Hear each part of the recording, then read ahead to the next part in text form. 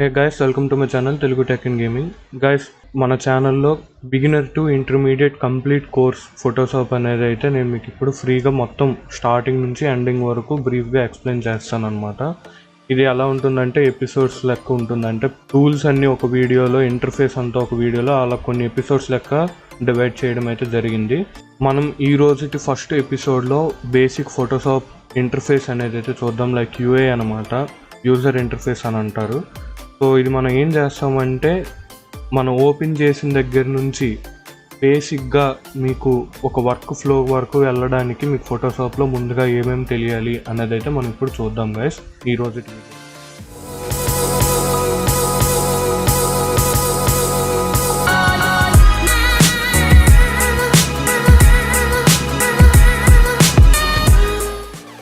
మీరు ముందుగా Photoshop open చేయగానే మీకు ఇలా వస్తుందన్నమాట. ఇది క్లిప్ బోర్డ్. ఇది మీరు ఇందులో ఏంటంటే మీరు రీసెంట్గా వర్క్ చేసిన ప్రతి ఒక్క ఫైల్ కూడా మీకు ఇక్కడ అవైలబుల్ ఉంటుందన్నమాట. మీరు ఒకవేళ ఫాస్ట్గా దాన్ని యాక్సెస్ చేయాలనుకున్నట్లయితే డైరెక్ట్ క్లిప్ బోర్డ్ మీద నుంచి మీకు ఏ ఫైల్ కావాలంటే ఆ ఫైల్ మీద క్లిక్ చేయగానే అది ఓపెన్ అయిపోతుంది.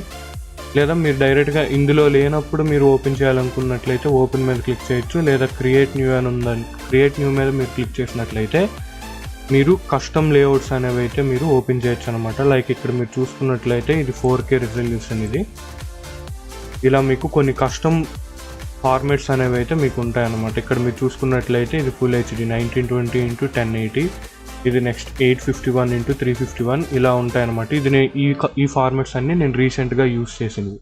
అండ్ నెక్స్ట్ మీరు ఇక్కడ రిజల్యూషన్ వీలైనంత వరకు 300 ఉంచుకోండి. మీరు ఇక్కడ రిజల్యూషన్ ఎంత సెట్ చేసుకున్న దాన్ని బట్టి మీకు మీ వర్క్ అవుట్పుట్ అనేది అయితే ఉంటుంది. అండ్ నెక్స్ట్ మీరు ఇక్కడ పిక్సెల్స్ పర్ ఇంచా లేదా పిక్సెల్ పర్ సెంటీమీటర్సా అనేది కూడా మీరు సెలెక్ట్ చేసుకోవాల్సి ఉంటుంది.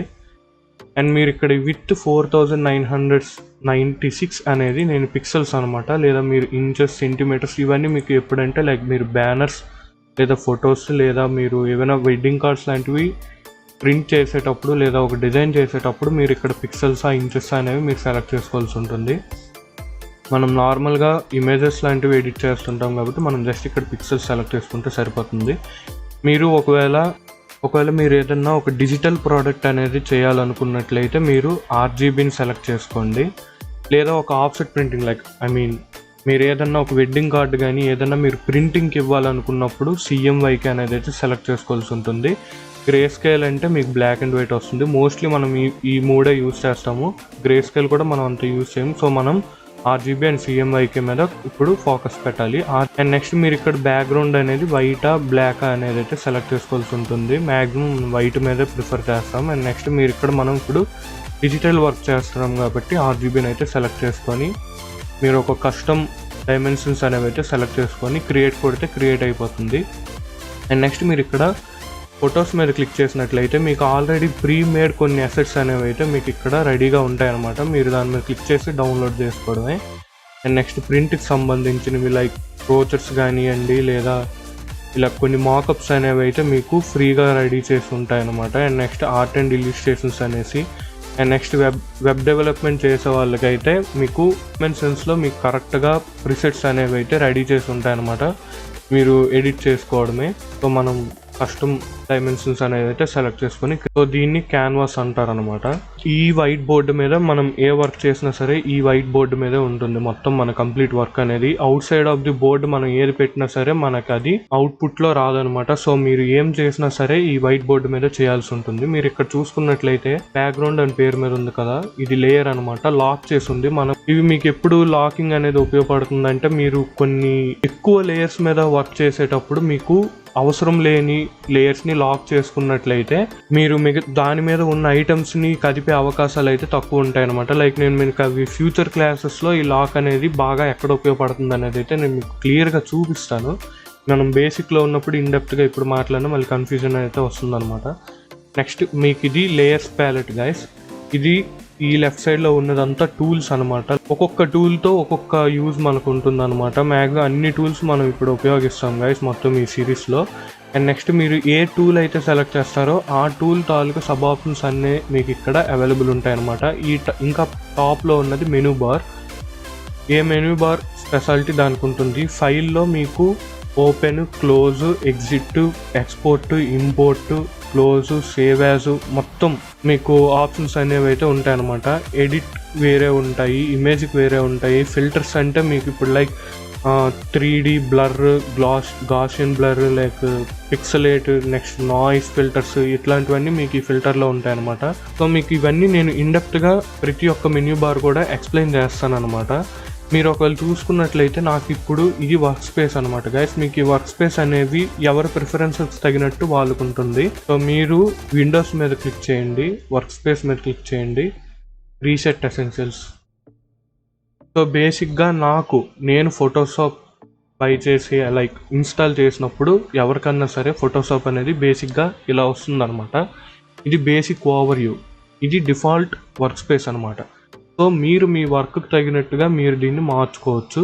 లైక్ ఎలా అంటే జస్ట్ ఇక్కడ క్లిక్ చేసి కొలాప్స్, అక్కడ మొత్తం మీరు చూసుకున్నట్లయితే ఇదంతా క్లోజ్ అయిపోయింది కదా. ఇప్పుడు నాకు కావాలనుకున్నట్లయితే విండోస్ మీద క్లిక్ చేసి ఏవేవైతే నాకు కావాలనుకుంటున్నానో వాటి మీద క్లిక్ చేయగానే మీకు ఇక్కడ ఈ వర్క్ స్పేస్ మీద అయితే అవి అపియర్ అవ్వడం జరుగుతుంది అనమాట.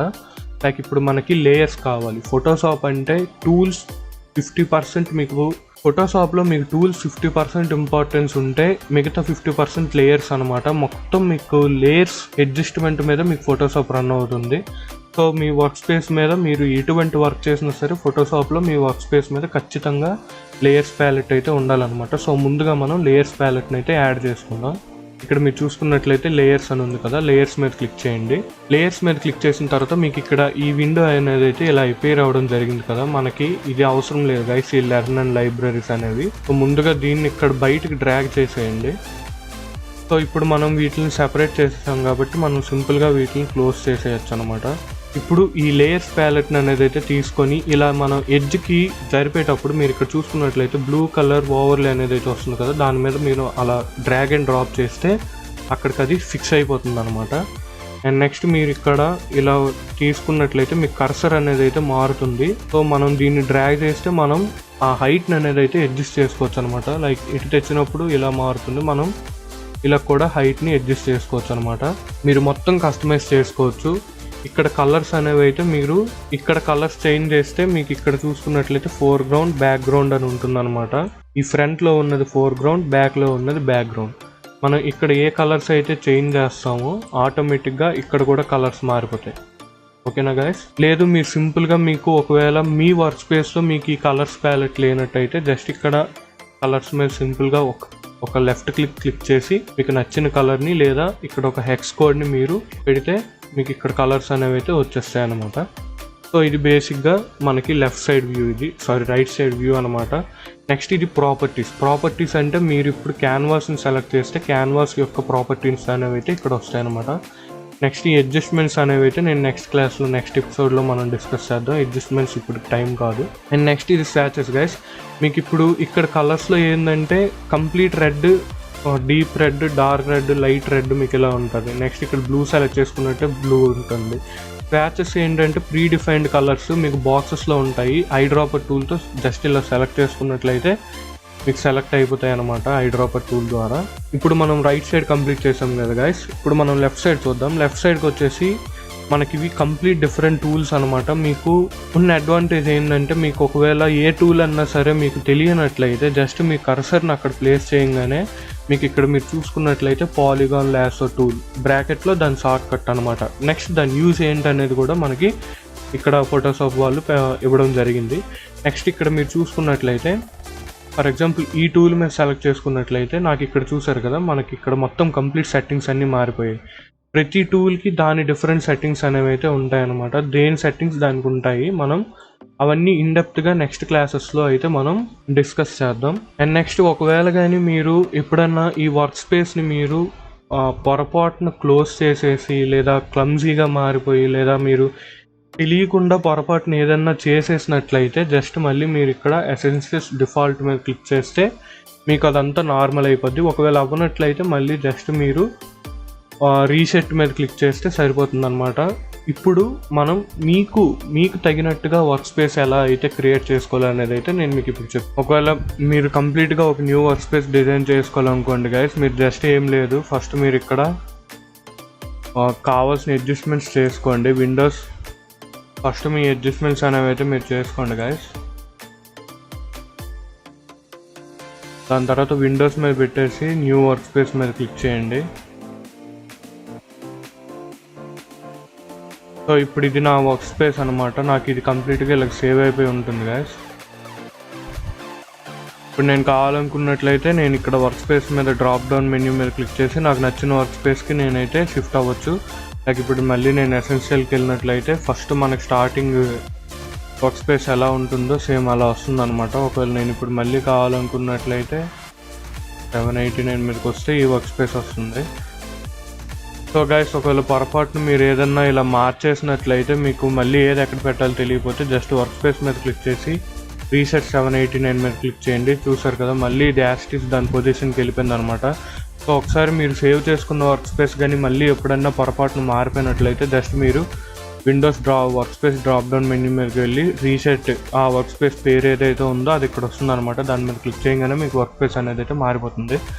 సో ఇది గైస్ మొత్తం complete work space and basic UI అనేది మన ఫోటోషాప్. ఒకవేళ మీకు నేను ఇంకెక్కడన్నా మిస్ అయ్యాను అనిపించినా లేదా మీరు ఒకవేళ ఇంటర్ఫేస్తో మీరు ప్లే చేస్తున్నప్పుడు కానీ మీకు ఎటువంటి డౌట్స్ ఉన్నా మీరు కింద కామెంట్ చేయండి, నేను ఖచ్చితంగా రెస్పాండ్ అవుతాను.